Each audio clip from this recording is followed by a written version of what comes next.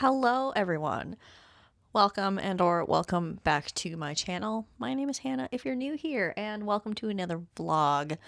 So in today's vlog, we are focusing on 2026 new releases. I have two books that I'm going to be featuring in today's vlog, so let's talk about them. First, we have Japanese Gothic by Kylie Lee Baker. This is a historical / contemporary horror novel. This is a horror novel, and we are following two characters, two timelines, and their timelines are connected by a haunted house. So let me take a step back again. So we're following one of our main characters is named Lee, and he supposedly did something bad at university, maybe, and is taking a semester off and kind of fleeing the situation and staying with his father. His father just bought an old Japanese home that used to belong to a samurai, and he's hiding out in this home. There seems to be some hauntings going on or some spirits in the home. But our other main character is named Sen, and she is in the 1870s, and she is the daughter of a samurai.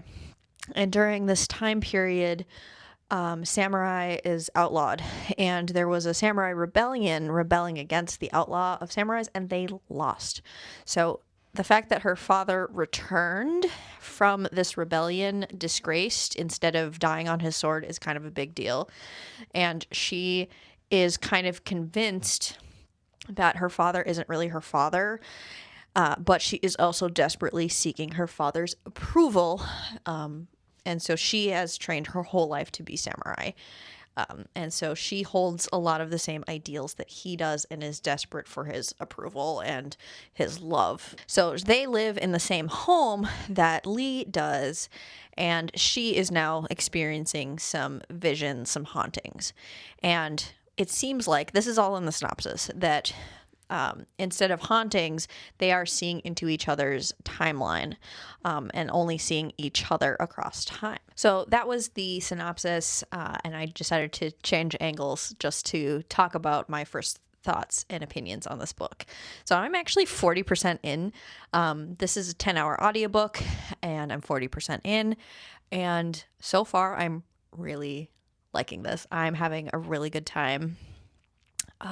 Lee is seemingly an unreliable narrator, and Sen is an interesting perspective to read about, or read from, because she has these ideals that are so different from mine and from, contemporary life. But at the same time, there is echoes of conservatism woven through her perspective. The thing that I'm really enjoying is I'm getting that sinking sensation in my, the pit in my stomach, that dread feeling. The way that this is written, I'm really getting some eerie gothic vibes. Not necessarily the house itself, but kind of the hauntings, the visions, kind of what's happening. But it's not even the hauntings that are the scariest parts so far. The scariest parts to me are the human elements and what the humans are doing to each other. I wouldn't say at this 40% mark that things are getting really graphic necessarily, but we've had a few moments of violence happen. I didn't think it was very gratuitously described, but, obviously check the trigger warnings for any horror novel you venture into. But I'm really enjoying this. I have got a really good feeling about this one. It's a great audiobook. Natalie Naudus is the narrator. She's a great narrator. I've read many books narrated by Natalie Naudus, so I'd recommend the audiobook if you have access to it. This is my first book by the author. This is not her debut. She has many other books under her belt, and so this is actually making me more intrigued to read other works by the author. I have a really great vibe, 40% in, and hopefully this trend continues. The second book I'm going to be reading for this video is Steel Gods by Richard Swan. This is the second book in the Great Silence series. I'll be perfectly honest with you. I am actually rereading book 1 of this series as well in preparation for Steel Gods. I didn't love book 1.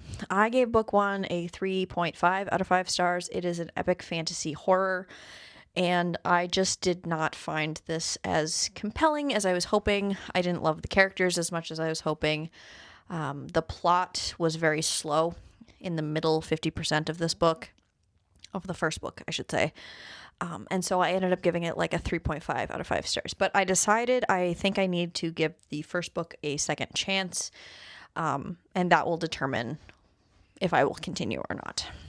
I don't always reread books to continue in the series, but I felt like I needed to this time to give it a fair shot. I have loved Richard Swan in the past, and so I'm really, really crossing my fingers that this reread and this continuation will work for me. So fingers crossed. As for what else I'm doing in this vlog, I've got, it's Saturday. I've got my general chores, but it is my husband's birthday.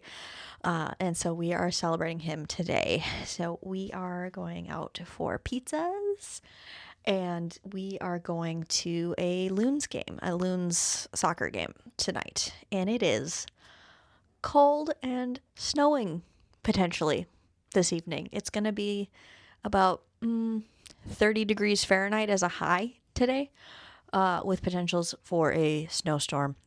So can't wait to be in an outdoor stadium for that. But welcome to the vlog. Welcome to all the shenanigans.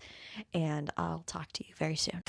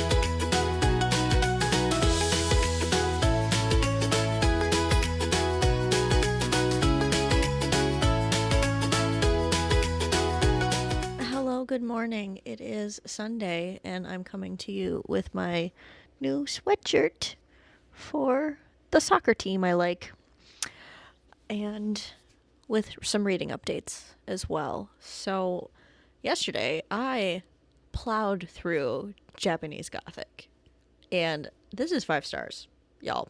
This was so good. It was eerily written. It gave me that sick to my stomach feeling, that sense of dread, impending doom. I really enjoyed the perspectives that we got, the seemingly unreliable narrators, the relationship that was developing between them. Not romantic, more of a friendship that was developed between the two characters, and how the explanation for everything was perfect. Chef's kiss, phenomenal. I'm still thinking about it today, and just how excellently executed this whole Gothic horror is. It is Gothic, so I'd say there is a little bit of violence, but not nearly as much as some other horror I have read. It's more about the eerie vibe, the haunted house nature of it, the mythology surrounding everything that gave it the horror quality. But I really, really liked this. There was like a little bit of time, there was like 10% of the book kind of in the middle where I was like, okay, where are we going? What are we doing? I kind of need some answers now. And then, just after that, some action started happening and I got more answers. So like right when I was wanting those things, the author delivered. So I really think the pacing was really, really good in this too.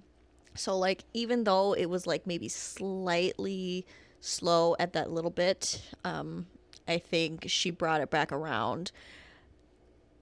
I highly recommend this, and I'm really excited because now I have another author to read more from. I really, really enjoyed Japanese Gothic. Yeah, again, 5 out of 5 stars. Excellent, excellent horror. I am also making my way through my reread of Grave Empire, and the first 25% I'm enjoying a little bit more this go around. I'm not going to dwell too much on this reread. I still have a lot of the book left, so there's lots of time for me to change my mind one way or the other. I'm remembering a lot more. I mean, I haven't read it that long ago, so there's not a lot of time for me to forget things, but it's always possible. But I am remembering quite a bit of the plot. And I'll say the same thing. This is a horror fantasy, and the horror elements thus far are scary for the characters, not scary for the reader, which is not my preference for the horror genre. So, those are thoughts on Grave Empire. Hopefully, I'm going to finish this one today, maybe tomorrow, and then continue on to Steel Gods. I also want to do my nails today, so maybe I'll take you along for that.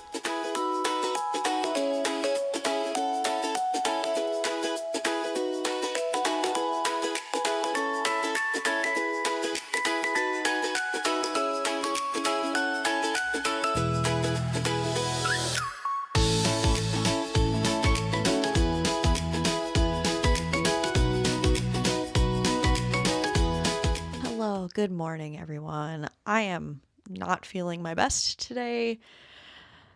We persevere. I'm working from home today. Otherwise, I'd be taking PTO.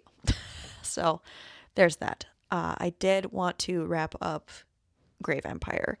I feel the same way that I did last year when I read this, which is a 3.5 star, 3.5 out of 5 star rating. I think I can articulate what I feel rather quickly, so let's get into it. So this book feels unsatisfying to me because the central plot is, what is the Great Silence? That's the series name. What is the Great Silence? What's the solution to the mystery, the central mystery here? And instead of the characters researching, figuring things out on their own, the mermen the mer people just tell them the answer, which at like the 75% mark, which to me is not a super satisfying plot and execution of a plot. It feels like these characters are not the driving forces of the plot. It feels more plot driven, and I just prefer character driven stories. We also are following a villain character, which is interesting. I think we spent too much time with the villainous character, in my opinion. There were definitely plot things, plot points, plot sequences that I thought could have been skipped or just moved a little bit quicker. I said this last time when I reviewed this book, but the middle 50% for me was kind of a slog to get through. I think the MVP of the series and the story is Peter. Even though I should like Renata, who is the ambassador to the mermen, I should like Renata more.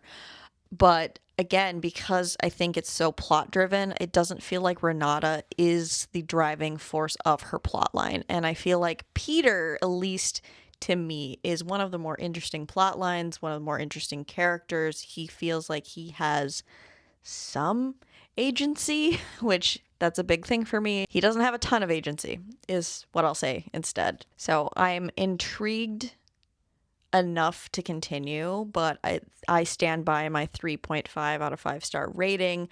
I think this is a much weaker plotted story than the Empire of the Wolf trilogy, which is the Justice of Kings, is the first book in that series. I think the author did a better job plotting the plot better and focusing on the characters, in my opinion. Yeah, I'm not disappointed necessarily with that because it's literally the exact same feelings as I felt when I read it last year, but I was maybe hoping that I just misjudged the book and that it would be better upon reread, but alas, same feelings. So we're going to move on to Steel Gods now and cross your fingers that this one is plotted a little differently now that we have gotten through the prologue of the story, essentially.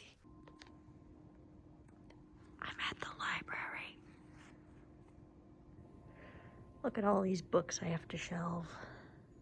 So, while I prepare my dinner for the night, I thought I'd give you a reading update. Tonight, we are basically making a snack plate girl dinner style with, fresh fruit, fresh veg, and a whole can of tuna. I know, some people don't like tuna from a can. I'm a weirdo, but we're also going to have a Sprite Zero with it. So let me tell you about Steel Gods. So Steel Gods picks up 1 month after the events of book 1. And I will say, this author does a really good job of recapping book 1. So I really didn't need to read book 1. I'm glad I did, but you definitely do not need to. We got some Grillo pickle chips, orange bell pepper, and here is fresh straws and raspberries. I also need mayo and mustard, and we'll see what else I want. So there is a tiny little time skip in this book. And in that time skip, something happens character relationship wise that I wish we would have gotten to see on page. One of the characters develops a romantic relationship with another character, and I was like, that would have been great to see on page. We are now also in the part of the plot that is like, okay, we figured out what the prophecy means. How do we stop it? And not at 30%, not a lot of progress has been made towards tackling that. We just had something happen and it failed. So they're trying a thing and it didn't work out. And unfortunately, I'm finding myself just not invested and not caring too much. I will also say the villainous point of view that we got in book 1 continues in book 2. And I'm finding their plot and that character POV really frustrating because now that character is crazy. So before, that character was conniving and manipulative and kind of a fun type of villain because at least you got to see their motivations, and now they're just kind of crazy and doing villainous things, which is not as compelling to me. I'm not live, laugh, loving, to be honest. I'm not hating it. I'm not loving it. I think I'm going to read a little bit more, but honestly, I could very easily put this down and never think about it again and not be too sad about it. I didn't actually make my dinner. I just got all the ingredients. Dinner is ready. So we got my Sprite Zero. We got my tuna mixture, which is pickles, a little pickle juice, Dijon mustard, mayo, can of tuna, strawberries and raspberries, cut up bell pepper with some spinach artichoke dip, an apple, and a serving of crackers to eat with the tuna mixture. Oh my gosh, brain fart. This is my girl dinner. Hello, I'm back with my final update. It's been a couple days. I actually read a book before finishing Steel Gods because I wanted a break from it, which might give you a hint as to my thoughts about this book. I don't think this is a bad book or a bad series. I am just struggling to connect to these characters. In broad strokes, I like the plot and like kind of the big picture of what's happening, but the minutia and the characters I'm just not connecting to, which is really unfortunate. And I think it's just a me thing and not this author thing, because I've loved his other trilogies. It's just this series and these characters are not quite working for me. And I think I'm gonna give this one a 3-star. Steel Gods, 3 stars. I do think it's better in some ways than book one. The horror elements are much better, much more creepy, much more, just more. But my enjoyment was less. So take that with a grain of salt. I mean, take all my reviews and my thoughts and opinions with a grain of salt. But yeah, I think quality wise, this book is better, but my enjoyment wise was a little bit less than book one. That's why it's a 3-star, not 3.5. Will I continue the series? I'm curious enough about, again, the big picture to read the third book, but I'm not going to pre order it. That's for sure. I'm going to get it from the library instead. Final thoughts. We read 3 books for this vlog, mostly 2026 new releases. So we read Japanese Gothic, which I absolutely loved. Gave it 5 stars. I still think about this one. Then we read Grey Vampire in preparation for Steel Gods. Fortunately, the series is not a big win for me, but I'm glad we had a win for this video. Thank you so much for watching, and I will see you in another video of mine very, very soon. Bye.